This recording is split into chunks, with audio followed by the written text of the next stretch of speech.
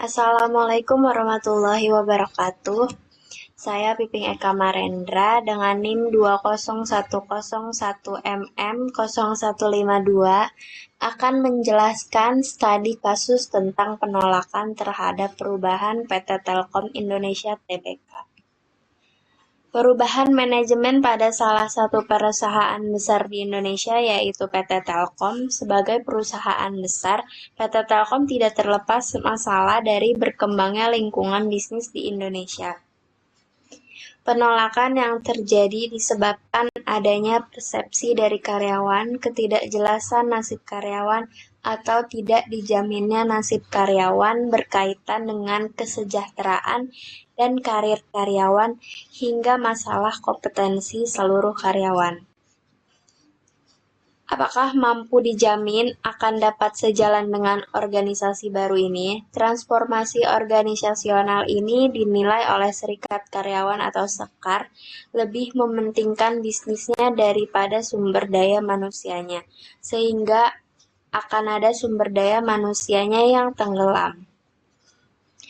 Sesuai dengan yang dijelaskan oleh para pengurus Sekar se-Indonesia, bahwa transformasi organisasi tidak jelas terutama menyangkut people or karyawan, ditegaskan kepada Ketua Transformasi Organisasi yaitu Arif Yahya.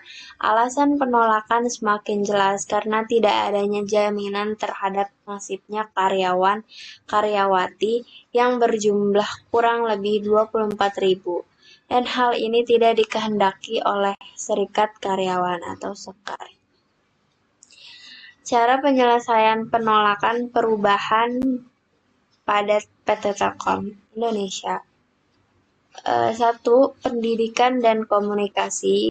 2. Partisipasi.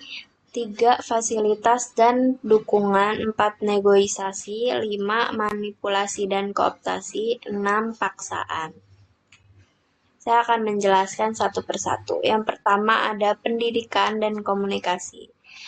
Maksudnya adalah memberikan penjelasan secara tuntas tentang latar belakang, tujuan, akibat dari diadakannya perubahan kepada semua pihak.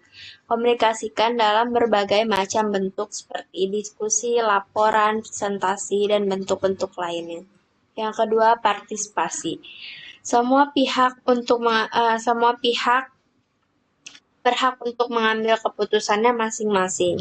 Pimpinan hanya bertindak sebagai fasilitator dan motivator, dan anggota mengemukakan pendapatnya serta mengambil keputusannya. Yang ketiga, fasilitas dan dukungan.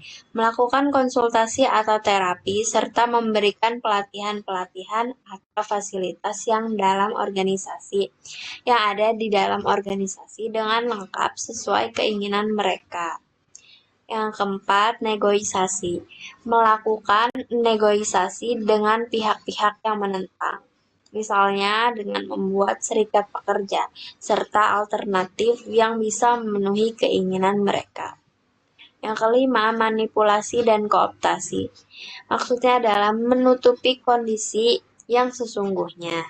Misalnya memelintir atau twisting fakta agar tampak lebih menarik. Tidak mengutarakan hal yang negatif dan sebarkan rumor. Kooptasi maksudnya adalah melakukan cara memberikan kedudukan penting kepada pimpinan penentang perubahan dalam mengambil keputusan. Yang keenam, dengan terakhir ini paksaan. Opsi terakhir jika masih menolak adalah dengan cara paksaan. Berikan ancaman dan jatuhkan hukuman bagi siapapun yang menentang dilakukannya perubahan. Itulah cara menyelesaikan penolakan perubahan terhadap organisasi yang ada di Telkom Indonesia. Terima kasih kesempatan dan waktu mendengarkannya. Wassalamualaikum warahmatullahi wabarakatuh.